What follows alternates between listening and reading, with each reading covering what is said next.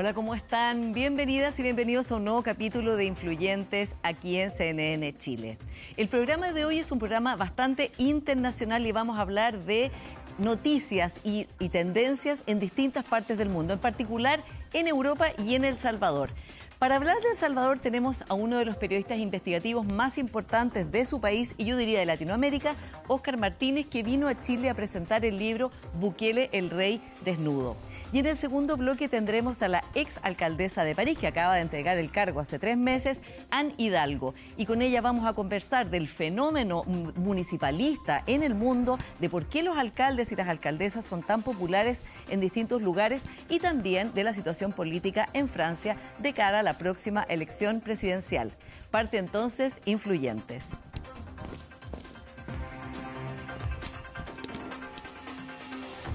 Óscar, muy bienvenido al programa. Paula, un gusto acompañarte como siempre. Bueno, y como decía en la introducción, eres uno de los periodistas investigativos más importantes de Latinoamérica, premiado internacionalmente, con premios de gran relevancia, y el editor adjunto, jefe de redacción de elfaro.net, un medio investigativo de El Salvador que sigue investigando, eso sí que desde el exilio en tu caso, porque te tuviste que exiliar en México justamente por la persecución del régimen de Bukele. ¿Cómo ha sido para ti, Óscar, vivir y tener que cubrir a tu país desde el exilio? Mira, llevamos llevamos en plural porque somos varios de la redacción. Básicamente toda la redacción estamos exiliados entre Guatemala y México.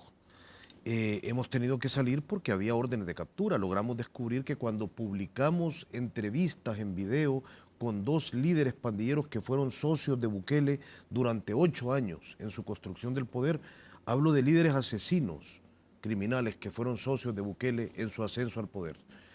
Los videos se hicieron virales, se llamaban Las Confesiones de Charlie, las pueden ver quienes quieran verlas. Hicimos una serie de 3 capítulos y a partir de entonces supimos que teníamos órdenes de captura y estamos fuera. Es muy difícil hacer periodismo del exilio. Sin embargo, este año hemos seguido teniendo vigencia. Hemos logrado seguir ejecutando esos grandes verbos del oficio, revelar, demostrar. Pero no te miento, es muy, muy difícil y muy caro. Óscar, en tu libro tú partes estableciendo una paradoja, ¿no? Dices, bueno, el presidente Bukele, el sujeto de tu libro y de tus investigaciones, es hoy día uno de los personajes más populares en su país, tiene más de 80% de popularidad en El Salvador y es admirado en distintos países. Tú mismo cuentas el ejemplo de taxistas aquí en nuestro país, en Chile, que cuando saben que eres de El Salvador dicen, Bukele, nosotros queremos también a un presidente como Bukele. Y dices, por otro lado, que tú, que eres un periodista que se ha dedicado a cubrirlo, si preguntaran en tu país por tu popularidad, poca gente te querría, ¿no? Sí. ¿Cómo se combate eso? Porque finalmente es que la gente no quiere creer lo que ustedes están reporteando en términos de cómo ha socavado los pilares de la democracia Bukele, o es que a la gente ya no le importa porque finalmente le solucionó el problema de la violencia de las pandillas, que era un problema horroroso en El Salvador.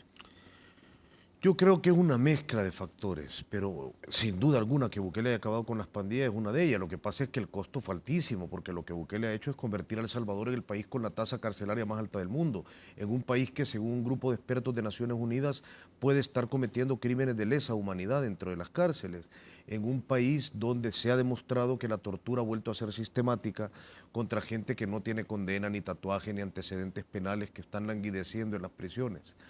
Pero también hay que asumir, yo cada vez lo he asumido más, no te puedo mentir, con mucha tristeza, que mi país no es un país democrático, que mi gente no es una gente que piense que la democracia es la solución, no porque sean malas personas, no porque los salvadoreños sean gente violenta, no, porque nunca han probado una democracia real, porque nunca han tenido una democracia que no sea más que raquítica, que no le funcionó, que no les dio nada. ¿Cómo esperamos que nosotros, que la gente defienda unas instituciones a las que nunca vieron defenderlo? Entonces la democracia en El Salvador fue tan precaria que la gente pensó que era el momento de darle todo, absolutamente todo el poder a un señor. Yo suelo mencionar una metáfora que quizás es muy barata. El Salvador era como una persona apaleada todo el tiempo, que cuando alguien le tiró un trozo de pan, le dijo, bueno, me diste algo, podés seguirme apaleando de otras formas como querrás, porque al menos me diste algo. El Salvador ha olvidado la lógica de que a los políticos se les exige, no se les agradece, como si nos estuvieran haciendo un favor. Bukele hizo algo que debía ser a un enorme costo para la sociedad salvadoreña y parece que hay gente que eso lo vive con una devoción cuasi religiosa, como es decir, te agradezco por haber hecho algo por mí. Ese es el trabajo de los políticos. Solo en una sociedad poco democrática eso se nos olvida tan rápido. Ahora, y también tú estableces en tu libro otra de las paradojas, ¿no?, del caso del presidente Bukele, que es que también una gran cantidad de personas le temen, ¿no? Más de un 60% le teme que le pueda pasar un arresto a alguien de su familia, a un joven de su familia, sin un debido proceso, sin embargo, igual lo apoya. Es que ya, por eso digo, es el miedo a que vuelva la violencia de las pandillas tan fuerte como para decir, a pesar de que esto me podría pasar a mí también, igual apoyo que él siga en el poder de esta manera. Sí, lo que las pandillas le hicieron a la sociedad salvadoreña fue terrible. Yo cubrí pandillas durante 10 años. Sé lo que le hicieron a la gente. Fue espantoso. La extorsión era masiva, las desapariciones de cadáveres eran absolutos, los abusos sexuales. Lo que las pandillas hicieron es algo inolvidable y yo he cubierto violencia toda la vida. He cubierto violencia en México, de los cárteles. Lo que vimos ayer, una brutalidad con un nivel de salvajismo y de impunidad absoluto. Era terrible lo que hicieron las pandillas. Ahora, la gente ha entendido el mensaje de Bukele, es decir, en El Salvador 2 de cada 100 personas están presas, mucha gente inocente. Los cuerpos que salen de las cárceles, los pocos cuerpos que salen de las cárceles, salen o cadáveres, más de 537 cadáveres con señales de tortura, a pesar de que en las autopsias decía murió por edema pulmonar. Todas las autopsias del régimen dicen lo mismo, edema pulmonar. El edema pulmonar no es una causa, es una consecuencia, posiblemente de un golpe muy fuerte que te inundó los pulmones de sangre. En fin, la gente ha entendido las consecuencias que puede pagar. Fíjate que en El Salvador se ha empezado a poblar de imágenes muy exóticas. Los noticieros, cuando entrevistan a alguien y entrevistan a un taxista o a un vendedor de paletas y le preguntan sobre el costo de la vida, la gente dice la vida está muy cara. Desde que Bukele llegó la vida es más cara y hay más pobres en el país. Eso es un hecho. Y la gente pide que le tapen el rostro para dar una declaración de ese tipo. Entonces, Porque tiene temor. Sí, los noticieros están llenos, es uno de los efectos que recuerdo, están llenos de gente que da declaraciones random, no es que hagan una crítica abierta a la represión, declaraciones random y piden que no le saquen nombre ni rostro. Es decir, las señales de que la gente ha entendido que a ese hombre al que adoran también le temen son muchas. Es que eso, es amor con miedo. Ahora hablemos de su expertise comunicacional. Él es un publicista, ¿no?, que trabajaba como un publicista, viene de una familia además que tenía una gran agencia y ha construido este personaje en que logra esta devoción de las personas y este apoyo. ¿Tú ves una evolución, un cambio en este personaje, cómo ha ido cambiando, cómo ha ido evolucionando en el tiempo? ¿O Bukele, en el libro es interesante, cuentas como desde la ropa, cómo decide este traje que usa, ¿no? Todo está muy bien pensado, bueno, los políticos en general lo hacen, pero acá es en un nivel de conexión también con algo en que se ve como un ser por encima de todos los demás, ¿no? ¿Cómo ves en el tiempo esta imagen de Bukele que, por lo demás, Oscar, digamos, se ha copiado en muchas partes y si uno mira las imágenes del nuevo presidente de Colombia, ha usado, digamos, el estilo Bukele también, ¿no? De esa manera de vestirse y de plantearse frente a los ciudadanos. O sea, Bukele ha venido perfeccionando una imagen que no era la imagen clásica de las personas, de los hombres autoritarios de América Latina. De algunos sí, pero inicialmente no. Bukele no es el tipo que anda abrazando viejitas ni cargando bebés por la calle. Bukele se vende como alguien que está por encima de la población. Casi, bueno, de hecho muchas veces se ha vendido como el interlocutor con Dios en la tierra. Él dice, voy a hablar con Dios y se filma mientras habla con Dios. Pero Bukele también, con esa levita que usa, con las reminiscencias doradas y todo este estilo de cosas, trata de mandar un mensaje, que es un mensaje de una separación hacia la altura. Es decir, estoy por encima de los ciudadanos. Cuando en 2024, pueden buscar ese discurso si quieren en internet, cuando lo quieran ver, cuando en 2024 Bukele sale al balcón del Palacio Nacional, tras su reelección inconstitucional, porque se reeligió violando 4 artículos de la Constitución, es decir, si ya no está por encima de una persona la Carta Magna, pocas cosas pueden haber encima de esa persona, ya nada. Su conexión con Dios, que es una cuestión muy personal o muy teatralizada, o lo que quiera. Bukele sale y por primera vez en lugar de prometer, y ha prometido, en el libro cuento cuando prometió Bitcoin City, una ciudad que no existe, que hubo titulares en todo el mundo, pero no hubo titulares cuando dijeron ya no existió. Bukele sale y le pide a la gente en un acto que yo creo que lo describe muy bien, porque ese no era un acto cívico, ese era un acto como religioso. Bukele le pide a la gente que levanten la mano, y que es como un gesto de los neopentecostales, y les dice, repitan después de mí, juramos defender nuestro proyecto de nación, sin quejarnos y siguiendo al pie de la letra lo que él diga, y sin escuchar a los enemigos del pueblo. Los enemigos del pueblo para Bukele somos todas aquellas personas que desde nuestra trinchera, la mía es el periodismo, hemos criticado su gestión. Entonces Bukele ahí dejó de ofrecer y empezó a pedir. Es decir, si me preguntás si Bukele ha evolucionado, ha perfeccionado esa lógica casi que de casi que de una figura divina. Es decir, yo soy intocable, yo soy el poder absoluto. Sí la ha venido perfeccionando desde que en junio de 2019 llegó al poder. Ahora, Óscar, ¿qué puede hacer un país como Chile en que la situación de la expansión del crimen organizado, los crímenes del Tren de Aragua, entre otros grupos, pero particularmente el Tren de Aragua, tienen a la gente realmente aterrorizada, ¿no? Es un tipo de crimen que en Chile no se conocía, digamos, un crimen que se expandió después de la pandemia y que hoy día es muy difícil de enfrentar a la velocidad que la enfrentó, por ejemplo, Bukele, ¿no? Entonces, ¿cómo se puede plantear a la ciudadanía, digo, de decir, hay que hacer otro camino que no incluya estados de excepción, que no incluya saltarse las reglas de la democracia, que no incluya exiliar periodistas, que no incluya todo lo que ha hecho en términos de socavar los pilares democráticos, pero que sí funcione para las que personas puedan vivir la libertad de salir fuera de su casa? Pero mira, yo creo que eso no tiene una ciencia muy grande. Los países que lo han aplicado y les ha funcionado dentro del marco de la democracia, ¿qué se han preguntado? Se han preguntado, ¿mi policía es corrupta? Si lo es, ¿cómo la depuro? ¿Mi fiscalía es corrupta? Tengo policías y fiscales que tienen habilidades técnicas de investigación. Tengo policías y fiscales listos para investigar grupos de un crimen organizado más complejo. Tengo jueces honestos que condenan. Tengo sistemas carcelarios que no están permeados por la criminalidad. Tengo suficientes fiscales y policías y forenses y policías técnicos de inspecciones oculares para rápidamente abarcar una escena. Es decir, la democracia siempre le ha ofrecido a un país que destine los fondos y los ocupe bien las herramientas para lidiar con cualquier tipo de crimen, así sea organizado de otra naturaleza. La lógica de decir, no, la única forma, no digo que es lo que estés diciendo, digo que esa es la lógica de Bukele. La única forma, la Claro, y lógica lo que que las vende, personas piensan lo que finalmente, la gente dicen, bueno, piensa. yo a cualquier costo Claro. quiero que esto se arregle, ¿no? La única forma entonces es encarcelar también inocentes, hacer pesca con dinamita y que caigan los peces que quería y los demás peces también. La única forma es instaurar la tortura en las cárceles, porque eso es absurdo, eso es imposible. Yo lo pregunto, es decir, vaya, ustedes quieren que las cárceles sean miserables porque, como Bukele dice, defienden los derechos humanos de los criminales y en tanto eso en las cárceles no tienen ningún derecho. ¿Cómo hacemos? En primer lugar, empezamos a torturar y empezamos a hacer que la gente muera de hambre.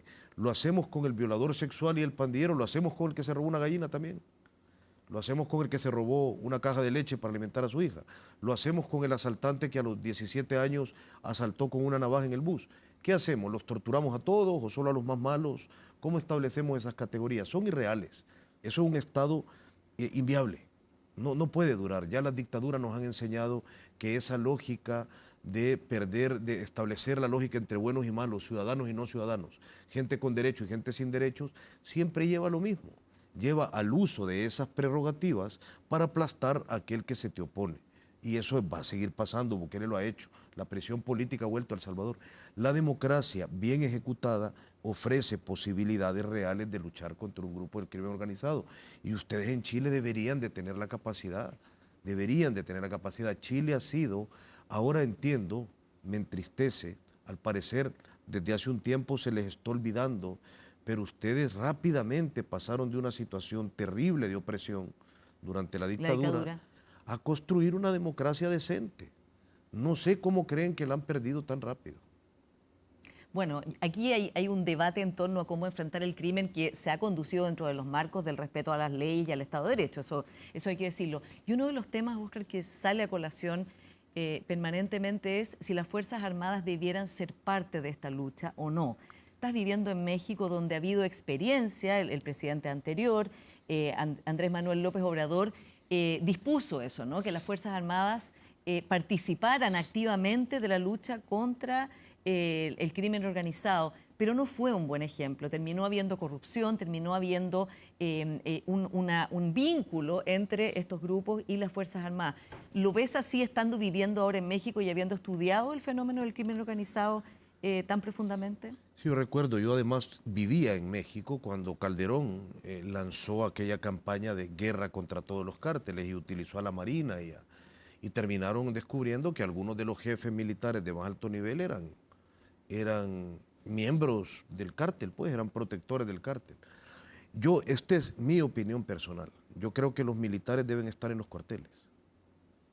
Yo vengo de un país que sufrió una opresión militar brutal, de un régimen militar en los 80 asesino.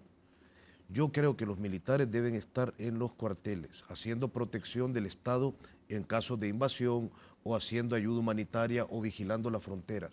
Yo creo que la seguridad pública le compete a una policía bien dotada de capacidades represivas también, sí, el trabajo de la policía es reprimir que el crimen, hacerlo con cierta técnica. Yo no creo que los ejércitos latinoamericanos estén hechos para acampar entre la ciudadanía tratando de hacer labores de seguridad pública.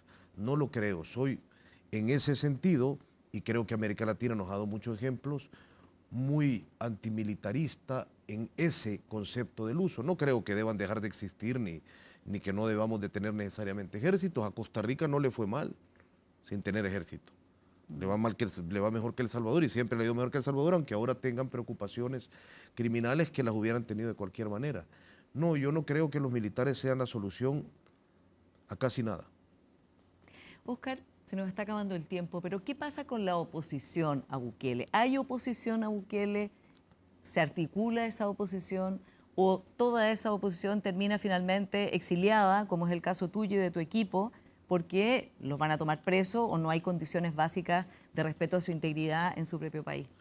Hay gente valiente que aún queda en El Salvador haciendo periodismo. Hay algunas diputadas de oposición, una en particular, Claudia Ortiz, que eleva la voz en la Asamblea Legislativa. Lo que pasa es que ya no tienen ninguna posibilidad de modificar las cosas. La Asamblea Legislativa, Bukele modificó los distritos electorales, por llamarles así, en un cálculo matemático para controlar toda la Asamblea Legislativa de forma plena y mayoritaria. Entonces Bukele todavía permite que existan algunos rasgos de maquillaje de la democracia como para poder defender que existen unas elecciones como las que ha dicho a las que va. No va a ninguna elecciones. Bukele va a ser el próximo presidente de El Salvador, eso ya todos lo sabemos. Y lo va a seguir siendo, ya dijo él, que le gustaría hacerlo 10 años más. No hay partidos satélites y están los partidos de antes que tienen un gran desprestigio sobre cuyos cadáveres Bukele construyó su victoria. Pero todos esos son solo gestos. En El Salvador hay un partido hegemónico, por no llamarle único, que es el de Bukele, y el poder está concentrado. Bukele no permitiría que una oposición real exista en el país, un país al que, repito, no según nosotros, según organismos internacionales de derechos humanos, ya volvió la prisión política y, como dijo el grupo de expertos de Naciones Unidas, posiblemente se estén cometiendo crímenes de lesa humanidad. Óscar, y finalmente, ¿cómo ves tu propio futuro? ¿Seguirás investigando desde el exilio? ¿Tratarás de volver alguna vez a tu país? ¿No lo vas a hacer mientras esté Bukele en el poder? ¿Cómo miras eso? Mira, nosotros estamos esperando, hemos hecho todo lo posible para obtener del régimen alguna garantía de que podemos entrar, aunque sea porque estén hartos de nosotros. Hemos hecho peticiones a la Fiscalía de qué estamos acusados nuevamente, aunque nosotros descubrimos los planes de inteligencia policial. Hemos hecho conferencias de prensa, hemos enviado cartas a la presidencia. Yo en particular quisiera buscar a Bukele en conferencias de prensa cuando salga del mundo para preguntarle, ¿nos da garantías a los periodistas? Más de 50 periodistas estamos exiliados. ¿Nos da garantías de que si volvemos no nos vas a capturar? Porque es una farsa, esto es un hecho, no es una opinión. A la Fiscalía la controla Bukele. El fiscal es un títere de Bukele, Rodolfo Delgado, y los jueces a los que Bukele impuso también son jueces, eso está diagnosticado. Bukele decide a quién se persigue y a quién se condena. Entonces, yo sigo con esa ilusión utópica de abrir un agujerito que me permita volver y voy a seguir con eso, pero de mientras, siendo jefe de redacción y periodista, mi oficio es revelar, no convertirte en un sujeto del pasado, alguien que supo de un país que ya no existe y que ya no sabe. Y en El Faro hemos seguido revelando. Hemos publicado investigaciones profundas sobre tortura en las cárceles, sobre desaparición, sobre construcción de incluso proyectos inmobiliarios encima de cementerios clandestinos que todavía tienen huesos de muertos en la guerra. Hemos seguido revelando los planes internos del gobierno y lo vamos a seguir haciendo. Yo no lo creo, lo sé porque como jefe de redacción tengo información que en los meses que vienen los vamos a sorprender. Estaremos atentos entonces a esas noticias que traerá elfaro.net. Óscar Martínez, muchas gracias por esta conversación. Muchísimas gracias a vos por tu interés y tus preguntas. Vamos a ir a una pequeña pausa y ya seguimos con más influyentes. Viene Anne Hidalgo, ex alcaldesa de París. Espérennos.